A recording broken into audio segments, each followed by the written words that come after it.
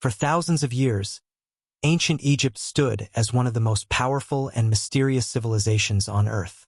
Along the banks of the Nile River, life was carefully controlled by nature, religion, and royal authority working together as one system. The people believed the pharaoh was not simply a ruler chosen by politics or birth, but a living divine force placed on earth by the gods themselves. Everything in Egyptian society revolved around this belief, from farming and trade to death and the journey into the afterlife. But within this seemingly stable world, a single ruler would emerge whose ambition would begin to push beyond everything Egypt had ever understood about power. At the height of Egypt's golden age, a new pharaoh rose to power surrounded by unimaginable wealth, military strength, and absolute loyalty from the royal court. The city of Thebes stood as a symbol of stability and divine order, filled with temples, monuments, and endless offerings to the gods. On the surface, everything appeared perfect. But inside the palace walls, the young ruler began to think differently from those before him.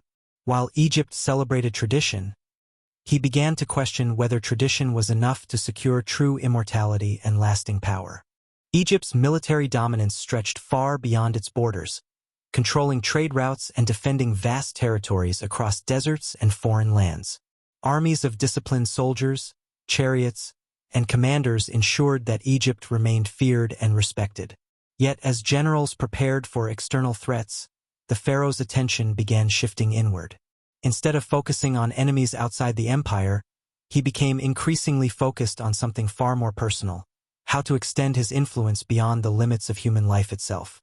Inside the silent chambers of the royal palace, the pharaoh spent long hours studying ancient scrolls and sacred texts that spoke of gods, resurrection, and eternal life.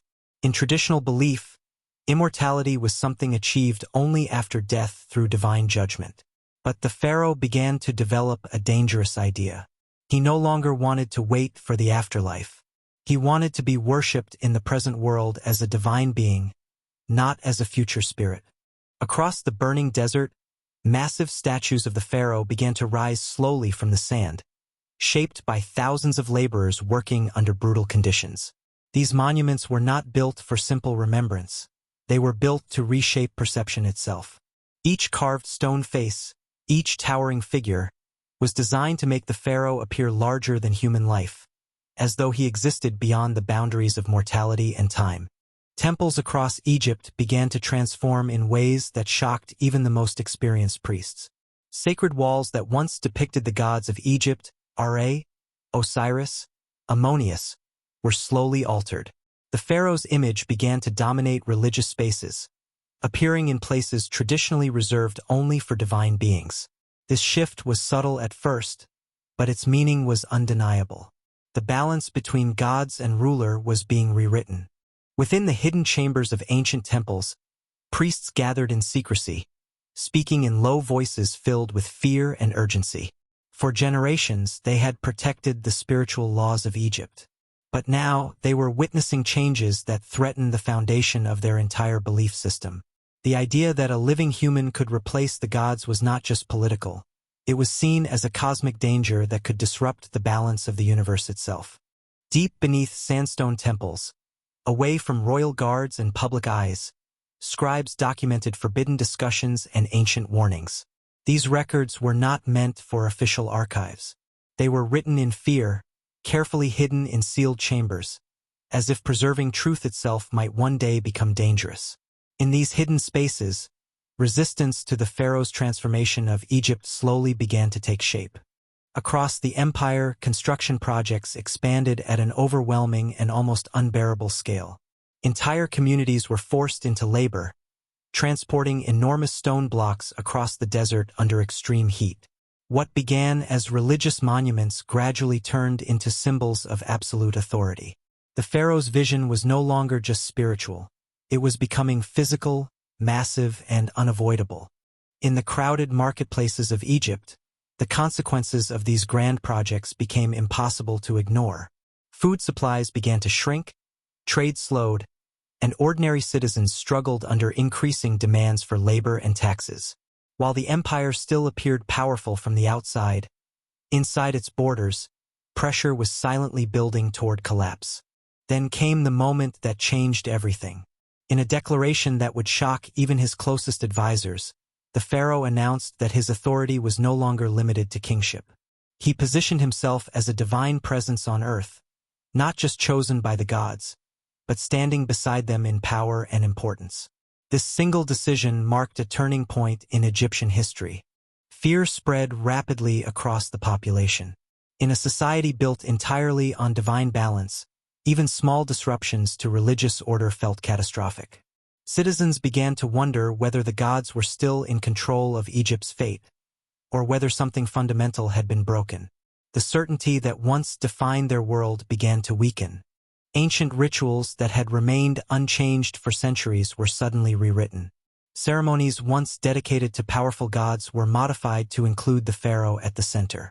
Sacred traditions were not simply adjusted, they were replaced. For many priests, this was not evolution, but a direct violation of divine law. Across Egypt, royal imagery became impossible to escape. Statues, carvings, murals, and temple inscriptions all reinforced the same message. The pharaoh was everywhere. His presence dominated both public spaces and sacred locations. It was no longer just rule through authority, it was rule through constant visibility and psychological control. Inside the palace, tension reached dangerous levels. Officials who questioned decisions began disappearing from historical records without explanation. Fear replaced open discussion. Even the most powerful advisors understood that survival depended not on truth, but on absolute obedience. Beyond Egypt's borders, rival kingdoms observed changes in the empire with growing interest. While Egypt still appeared powerful, its attention was increasingly focused inward. This shift created subtle weaknesses along its borders, weaknesses that enemies quietly began to study and prepare for. At the outer edges of the empire, military pressure began to increase. Small conflicts escalated into larger confrontations, and fortresses once considered secure began to fall under strain. Egypt's control was no longer absolute, it was beginning to fracture at the edges. Inside the royal court, paranoia became the dominant force shaping every interaction. Advisors could no longer trust one another. Conversations were guarded, alliances were fragile, and fear of accusation was constant. The palace, once a center of power, had become a place of silent psychological warfare. Environmental instability began to affect the heart of Egypt. The Nile, the source of all life, began behaving unpredictably. Crops failed, farmland cracked under the sun, and entire communities struggled to survive. For a civilization that depended entirely on natural balance, this was deeply alarming. Across villages and temples, these disasters were interpreted as divine warnings. Many believed the gods were expressing anger at the disruption of sacred order. Fear spread not through armies, but through belief itself, an invisible force more powerful than any weapon. Despite growing instability, the pharaoh intensified public ceremonies. Massive gatherings were forced upon the population, where thousands were required to kneel before towering statues under firelit skies. The message was clear: authority would not weaken, even if the world itself was beginning to collapse. Behind closed doors, political fragmentation deepened. Advisors and military leaders began discussing the future of the empire in secret. The unity of Egypt was no longer guaranteed. It was quietly breaking apart, decision by decision, conversation by conversation. Rumors of betrayal and assassination plots spread through the palace corridors. Trust completely collapsed. Every individual became a potential threat, and every silence carried hidden meaning. The empire was now held together not by loyalty but by fear. After the pharaoh's death, Egypt reacted with immediate and deliberate erasure of his legacy.